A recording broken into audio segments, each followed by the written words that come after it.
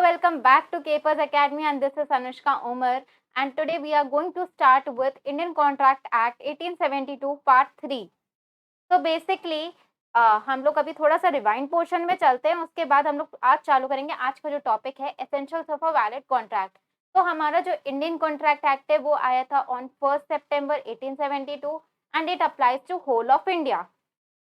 Then उसके दो parts हैं which goes from section 1 to 75 जिसमें general principles of Indian contract act आता है, and then from section 124 to 238 हमारा सेकंड पार्ट है जहां पे हम लोग special types of contract include करते हैं। देन एक एलिमेंट्स ऑफ अ कॉन्ट्रैक्ट में हम लोग के पास दो चीजें आती हैं, एक आता है agreement of a contract and second is the enforceability of a contract. तो बेसिकली कॉन्ट्रैक्ट की डेफिनेशन हमारे सेक्शन 2H में दी हुई है in the Indian contract act that an agreement enforceable by law. हम लोग उस अग्रीमेंट को एनफोर्सेबल जो बाय लॉ हो सकता है उसी को हम लोग बेसिकली कॉन्ट्रैक्ट मानते हैं। anything which is not any agreement which is not enforceable by law, it is not supposed to be a contract. फिर इसमें दो चीजें एक आता है हमारा अग्रीमेंट, सेकंड आता है हमारा प्रॉमिस। तो अग्रीमेंट में क्या होता है कि हमारे जो प्रॉमिस होता है या एवरी सेट ऑफ प्रॉमिस जो कि पार्ट ऑफ फॉर्म बनेगा, उसका पार्ट बनता है कंसंट्रेशन का, उसको हम लोग अग्रीमेंट कहते हैं। एंड प्रॉमिस क्या होता है, जो मैंने आपको अगर ऑफर दिया, एंड प्रॉमिस क्या होता है, जो मैंने आपको ऑफर दिया and you have accepted my proposal, means I gave you the offer और a proposal, you accepted my proposal. जो एक्सेप्टेड प्रपोजल होता है उसको हम लोग प्रॉमिस कहते हैं। ओके तो अब आते हैं हम लोग मेन पॉइंट पे, मेन मुद्दे पे आते हैं जो आज हम लोग को स्टार्ट करना है, वो है essentials of a valid contract. तो essentials of a valid contract में दो चीजें आती हैं, एक आता है हमारा सेक्शन 10 और एक आता है जो कि कुछ चीजें ऐसी होती है जो कि हमारे सेक्शन 10 में कहीं कवर्ड नहीं है, but it is still essential for a valid contract. बच्चे ये सारी जो एलजी वाली ऐसी चीजें होती हैं जो कि हम लोग को चाहिए ही चाहिए होती है एक कॉन्ट्रैक्ट को बनाने में। तो पहले हम लोग उस चीज को पढ़ते हैं, फिर आके हम लोग सेक्शन 10 पढ़ते हैं। तो पहले हम लोग को चाहिए होता है एक टू पार्टीज का। अब आप ये बताइए, क्या आप अपने आप से कॉन्ट्रैक्ट कर सकते हैं क्या कोई, उसको लीगली एनफोर्स? अगर आपने कहा कि आपको ये वाला काम करना है, क्या आप अपने आप को सू कर लेंगे ले जाके कोर्ट ऑफ लॉ में? नहीं, एटलीस्ट आपको 2 और उससे ज्यादा पर्सन चाहिए होते जिनसे आपको कॉन्ट्रैक्ट करना है। So there must be minimum 2 parties involve. Minimum 2 party तो होना जरूरी है in the agreement. More than 2 party also भी चल जाता है मामला। It is totally depending upon the conditions और सर्कमस्टांसेस। ये पूरा का पूरा जो डिपेंडेंट होता है वो कुछ कंडीशंस और सर्कमस्टांसेस पे डिपेंडेंट होता है। फिर ठीक है, एक इंसान अपने आप से तो कॉन्ट्रैक्ट नहीं कर सकता, as I have explained you before कि एक इंसान अपने आप से बिल्कुल भी कॉन्ट्रैक्ट नहीं कर सकता है। ओके एग्जाम्पल, अगर हम लोग को कॉन्ट्रैक्ट ऑफ सेल करना है like between a buyer and a seller, तो हम लोग का एटलीस्ट मिनिमम 2 पार्टी हैं कि एक बायर एक सेलर। क्या आप अपने आप से सामान खरीद बेच सकते हो, या आप खुद ही बेच रहे हो, आप खुद ही खरीद रहे हो? No, you can not do. तो एटलीस्ट आपको वहां जाना पड़ेगा जहाँ पे एक सेलर बेच रहा होगा, आपको वो सामान जरूरत होगा तो आप वहां जाएंगे और आप वहां खरीदेंगे और वो सेलर आपको बेचेगा। तो constitute a contract of sale there must be 2 parties. 2 parties का होना बहुत जरूरी है, seller and buyer. The buyer and seller must be 2 different person. 2 different person होना बहुत जरूरी है। A person can not buy his own goods. एक इंसान अपने खुद के गुड्स बाय नहीं कर सकता है। देन आता है intention to create legal relationship. अब हमारे पास एक इंटेंशन भी होनी चाहिए कि हम लीगल रिलेशनशिप बनाना चाहते हैं। अब हम अपने फैमिली मेंबर से कोई कॉन्ट्रैक्ट कर रहे हैं, मीन्स मैं अपनी मम्मी से कोई कॉन्ट्रैक्ट कर रही हूँ कि मैं सुबह रोज उठ के खाना बनाऊंगी। मैंने ये अग्रीमेंट कर लिया मम्मी से, तो क्या मम्मी मुझे कोर्ट, अगर मैंने नहीं बनाया खाना तो क्या मेरी मम्मी जो है क्या वो मुझे लेके जा सकती हैं कोर्ट में कि ये खाना नहीं बना रही, इसने मुझसे प्रॉमिस किया था, इसने मेरे साथ अग्रीमेंट किया था कि ये रोज खाना बनाएगी सुबह? तो ऐसा नहीं हो सकता है। दैट्स वाई जो इंटेंशन, हम लोग का एक इंटेंशन होना चाहिए कि जिस इंसान से हम अग्रीमेंट कर रहे हैं कि हमें एक्चुअली में लीगल रिलेशनशिप बनाना है। There must be an intention to create legal relationship between the parties, social और डोमेस्टिक टाइप्स ऑफ अग्रीमेंट। जो सोशल और डोमेस्टिक टाइप ऑफ एग्रीमेंट, जो मैंने अभी आपको एग्जाम्पल दिया कि मुझे खाना बनाने के लिए मैंने अपनी मम्मी से अग्रीमेंट किया कि मैं रोज सुबह खाना बनाऊंगी, तो क्या वो एनफोर्सिएबल होते हैं कोर्ट में? नहीं, ऐसा नहीं हो सकता है। तो hence they do not result in the court of law. अब इसमें एक केस लॉ लिखा हुआ है, Balfour versus Balfour. In the Balfour versus Balfour case study, यहाँ पे जो मिस्टर बाल्फोर एंड इनके वाइफ के बीच में एक अग्रीमेंट हुआ था, उनके बीच में तब अग्रीमेंट हुआ था जब उनके बीच में सब कुछ सही था, सब कुछ सॉर्टेड आउट था, दे वर हैप्पी, दैट टाइम उनके टाइम पे अग्रीमेंट हुआ था। तो जो मिसेस वाल्फर हैं वो इंग्लैंड गई थी वेकेशन में, एंड हिज वाइफ बिकेम इल, और वहाँ पे उनकी जो वाइफ थी वो बीमार हो गई एंड उनको मेडिकल अटेंशन की बहुत ज़्यादा ज़रूरत पड़ गई। दे मेड एन अग्रीमेंट, उन्होंने अग्रीमेंट बनाया था, मतलब कि मिसेस बाल्फर ने एंड मिस्टर बाल्फर ने, कि missus Balfour was to remain behind in England, वो इंग्लैंड में ही रहेंगी, when the husband return to Ceylon, जब तक हस्बैंड जो है श्रीलंका तक नहीं आ जाते, एंड दैट मिस्टर बेल्फर, जो मिस्टर बाल्फर है तब तक के लिए मिस्टर बाल्फर उनको यूरो 30 अ मंथ देंगे, क्योंकि वो इंग्लैंड में थी, तो यूरो ही उनको चाहिए था, तो यूरो 30 एटलीस्ट अ मंथ उनको चाहिए था। इस चीज़ का इन लोगों ने अपने आपस में अग्रीमेंट बनाया। पर दिस अंडरस्टैंडिंग, जो understanding was made between while their relationship was fine, जब उनका रिलेशनशिप अच्छा चल रहा था तभी ये बना था। However the relationship later sort and the husband stop making the payment, और उसके बाद कुछ टाइम बाद रिलेशनशिप में कुछ गड़बड़ी आ गई, तो उसके बाद जो मिस्टर बाल्फोर थे उन्होंने पेमेंट्स देना बंद कर दिया। तो इस लॉ में बेसिकली क्या हुआ, इस जो केस लॉ था इसमें बेसिकली क्या हुआ था, जो वाइफ थी मिसेस बाल्फोर, इन्होंने कोर्ट में गई थी टू सू हर हस्बैंड। तो the wife sought to enforce the agreement. Later, the parties separated and were divorced. The wife brought this action for the money her husband has promised to pay but had failed to do it. तो इसमें actually में ये एक legal intention तो बनाने का था नहीं, it was just an agreement between two person who were married and they had a very nice relationship before agreement. उनका जब एग्रीमेंट ड्यूरिंग अग्रीमेंट जब वो लोग बना रहे थे तब उनका जो रिलेशनशिप चल रहा था वो सही चल रहा था, बट बाद में वो खराब हो गया रिलेशनशिप। बाद में जो मिस्टर बाल्फर हैं उन्होंने जो यूरो 30 उनको देना था हर मंथ अपनी वाइफ को, उन्होंने देने से मना कर दिया, सो दैट्स वाई चीज़ें चेंज हो गई। उसके बाद उन्होंने केस किया, तो बट यहाँ पे मिस्टर जो बाल्फर थे वही जीते, क्योंकि जिस टाइम पे वो अग्रीमेंट हुआ था उस टाइम पे सारी चीज़ें सही थी। Now fulfilment of legal responsibility.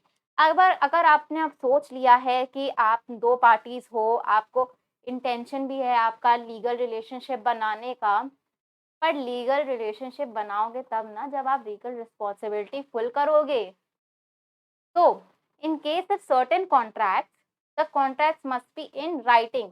जो कॉन्ट्रैक्ट्स होने चाहिए वो राइटिंग में होने चाहिए। जैसे कि कुछ कॉन्ट्रैक्ट्स होते हैं जो आपको राइटिंग में ही चाहिए, लाइक कॉन्ट्रैक्ट ऑफ इंश्योरेंस हो गया, एक इमूवेबल प्रॉपर्टी का हो गया। इसमें मैंने ये दोनों एग्जांपल, इंश्योरेंस के कॉन्ट्रैक्ट आप ऐसे तो जा नहीं सकते हो इंश्योरेंस कंपनी में बोल दो कि मेरा ये मैं आपसे कह रहा हूँ कि अगर मेरे घर में आग लग जाए तो आप मुझे आके इतना पेमेंट कर देना, मैं आपको अभी इंस्टॉलमेंट देता रहूँगा हर साल। ऐसे तो आप ओरली तो आप कॉन्ट्रैक्ट करके, उन्होंने भी कहा कि हाँ चलो देते रहो तुम, जब लगेगी आग लगेगी आए, तो ऐसा तो होता नहीं है। तो obviously when you have to make a legal responsibility, आपको रिटन में चाहिए होता है वो कॉन्ट्रैक्ट, तभी आप उसमें सू कर सकते हो सेकंड पार्टी को। कॉन्ट्रैक्ट ऑफ इंश्योरेंस वैलिड तभी माना जाएगा जब वो राइटिंग में होगा। इमूवेबल प्रॉपर्टी के केस में भी आप तभी मानोगे जब वो राइटिंग में होगा। Then certainty of meaning. अब हम लोग कोई कॉन्ट्रैक्ट बना रहे हैं, मगर उसमें हमने सारी चीजें क्लियरली डिफाइन नहीं करी हैं।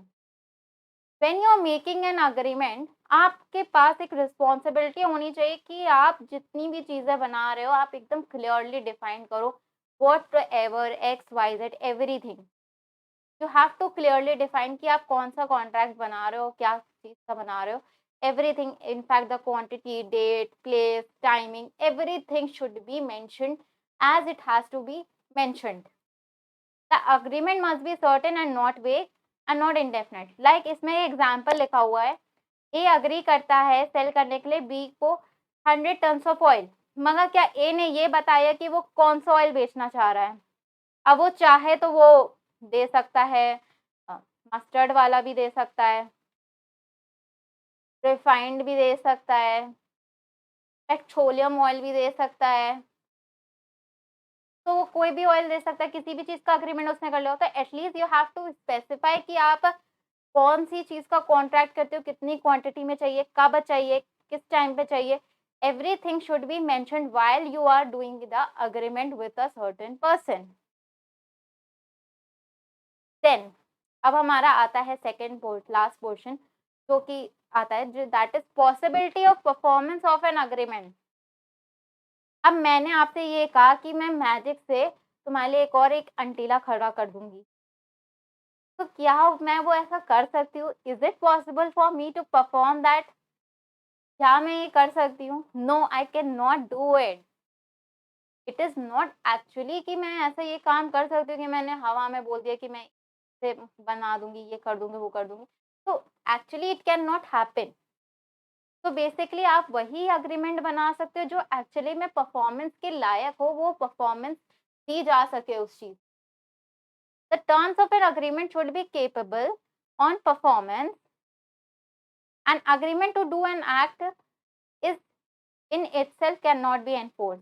ये इटसेल्फ इनमें एनफोर्स नहीं किया जा सकता, जो कि हम लोग अग्रीमेंट जो भी हम लोग कर रहे हैं, वो काम एक्ट जो है वो इम्पॉसिबल होगा अगर करने के लिए, तो हम लोग उसको एनफोर्स नहीं कर सकते। A agrees with B to discover a treasure.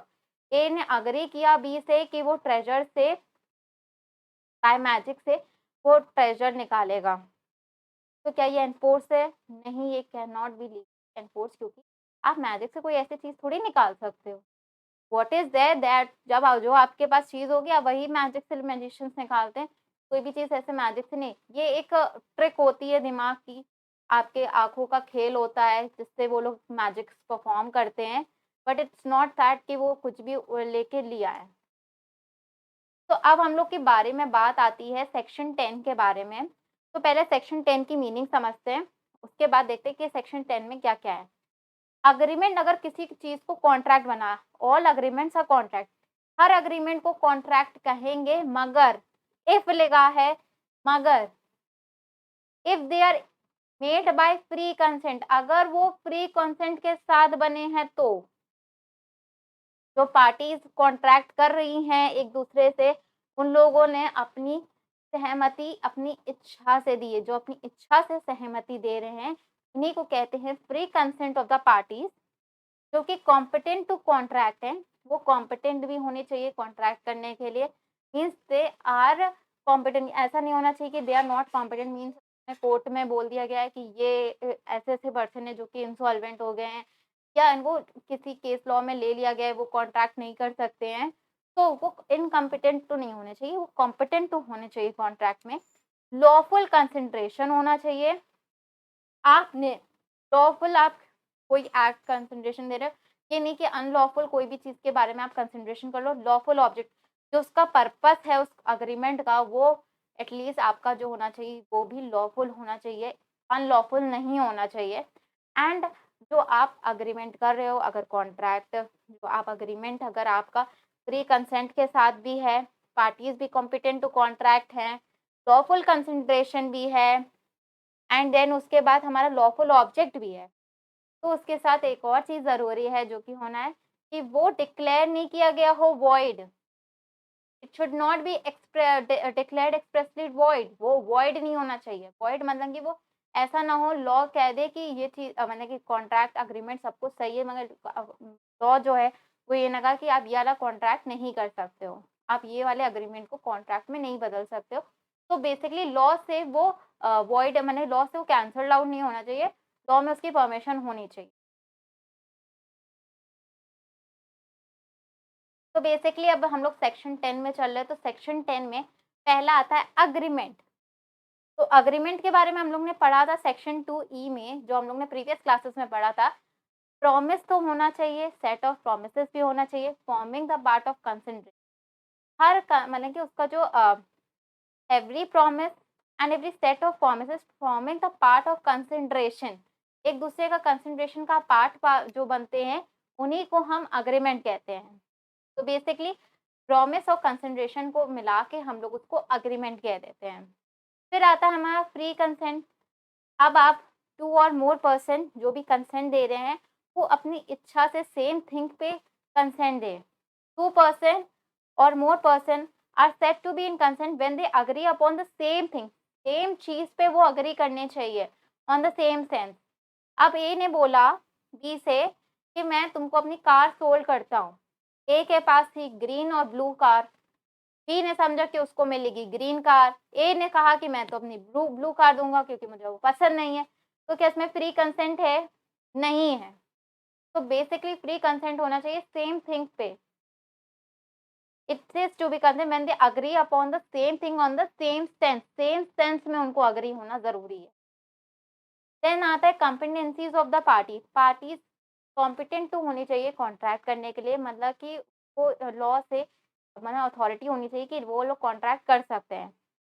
Majority of as वो पा कर लिया उसने, like he has attend the age of 18। Actually में उसने अपनी जो एज ऑफ 18 है, मेजॉरिटी वाली एज में वो आ गया हो अकॉर्डिंग टू लॉ। क्योंकि इंडिया में आप मेजॉरिटी में उन्हीं लोगों को मानते हैं जिन्होंने अपनी एज 18 क्रॉस कर ली हो, तो 18 से ही आप मानते हो कि वो कॉन्ट्रैक्ट करने के लिए कॉम्पिटेंट होते हैं। उससे पहले वो कॉम्पिटेंट नहीं होते हैं। कुछ जगह पे किया जाता है, उसके बारे में हम आगे पढ़ेंगे। टिल देन अभी हम लोग को यही मानना है कि 18 के अबव वाले 18 या 18 के अबव वाले ही कॉन्ट्रैक्ट कर सकते हैं। वो साउंड माइंड का होना चाहिए।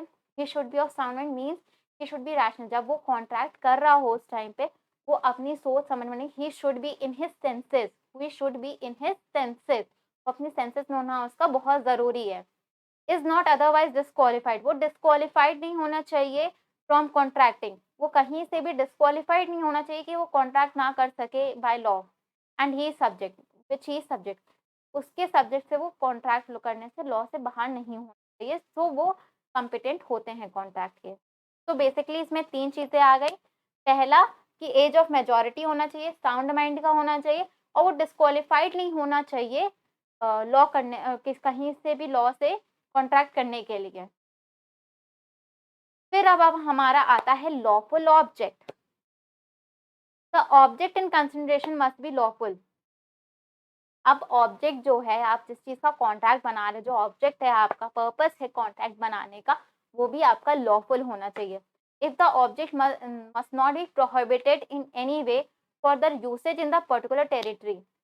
आप जिस टेरिटरी में रह रहे हो, मीन्स इंडिया में रह रहे हो, आपके पास लीगली आप जो जिस चीज़ का आप अग्रीमेंट बना रहे हो, जिस अग्रीमेंट को आपको कॉन्ट्रैक्ट में कन्वर्ट करना है, वो एटलीस्ट जो आपका पर्पस जो ऑब्जेक्ट है वो लॉफुल होना चाहिए। मीन्स प्रोहिबिटेड नहीं होना चाहिए हमारे कंट्री में कि आप नहीं बना सकते हो। For example if mister A to Mr. B some drugs promise of future payments, but Mr. B never gave the payments for the same. जो Mr. B हैं उन्होंने payments नहीं दी। Since the object in question was unlawful, जो question था और यहाँ पे वो unlawful था क्योंकि यहाँ पे ड्रग्स की बात की जा रही है। ड्रग्स की डील करना इंडिया में बैन है। The agreement becomes void. It cannot be settled in the court of law. ये कोर्ट ऑफ लॉ में सेटल नहीं हो सकता एंड हेंस ए जो mister A brings a suit against mister B, जो मिस्टर ए कैन नॉट, वो bring नहीं कर सकते सूट अगेंस्ट मिस्टर बी क्योंकि वो अनलॉफुल ऑब्जेक्ट में डील कर रहे थे। He was dealing in an unlawful object. फिर आता है हमारा लॉफुल कंसिडरेशन। अब जब हम लोग लॉफुल ऑब्जेक्ट की बात कर रहे हैं तो क्या लॉफुल कंसिडरेशन होना ज़रूरी नहीं है? ऑब्वियसली आप अगर किसी चीज़ को पेमेंट करो तो लॉफुली तरीके से तो करोगे, बैंड नोट तो करोगे नहीं ना। तो the consideration in the question must be lawful like the lawful object. If the consideration is lawful the agreement becomes again void. अगर आपका कंसिडरेशन अनलॉफुल हो गया तो आपका जो अग्रीमेंट है वो वॉइड बन जाएगा, वो कॉन्ट्रैक्ट बन ही नहीं पाएगा। For example if on proposal made by A to sell his car, A ने प्रपोजल भेजा कि मैं कार अपनी सेल करूंगा, B wants to make payment, B ने सोचा कि मैं पेमेंट करूंगा अपने गोल्ड बिस्किट का जो उसने ब्लैक मनी से स्मगल किया था, उन वाले गोल्ड बिस्किट से। तो क्या इसका जो कंसिडरेशन जो वो उसका पेमेंट का तरीका है, क्या वो लॉफुल है? नहीं, it is not lawful, it is an unlawful, that's why हम लोग इसको नहीं मानेंगे कॉन्ट्रैक्ट। मतलब इसको हम लोग अग्रीमेंट जो हम लोग का है वो अग्रीमेंट हमारा वॉइड बन जाएगा, तो इसको हम लोग कॉन्ट्रैक्ट में कन्वर्ट नहीं कर सकते हैं। देन हमारा एक लास्ट पॉइंट आता है, not expressly declared as void. Law के जरिए इसको वॉइड करार ना दिया गया। इनफैक्ट अगर आपका सब कुछ सही है, अग्रीमेंट भी है, फ्री कंसेंट भी है, लॉफुल ऑब्जेक्ट भी है, लॉफुल कंसिडरेशन भी है, कंपेटेंट टू बी पार्टीज है, सब कुछ सही है, मगर लॉ से अगर उसको वॉइड या इलीगल करार दे दिया गया है तो आप उस अग्रीमेंट को कॉन्ट्रैक्ट नहीं बना सकते हो। The agreement enter into must not be which the law declare to be void. जो लॉ के सामने उसको वॉइड या इलीगल नहीं होना चाहिए, तो आप वाला contract, the agreement enter into must not be which the law declare to be void और illegal. Example, threat to commit murder, threat to commit, आपने थ्रेट करिए कमिट टू मर्डर और making publishing defamatory statements or entering into agreements which are opposed to public policy।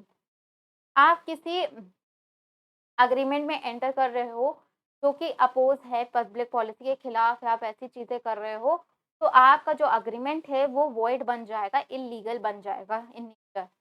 Such any agreement in restraint of trade, marriage, legal proceeding etcetera are classic examples of void agreement.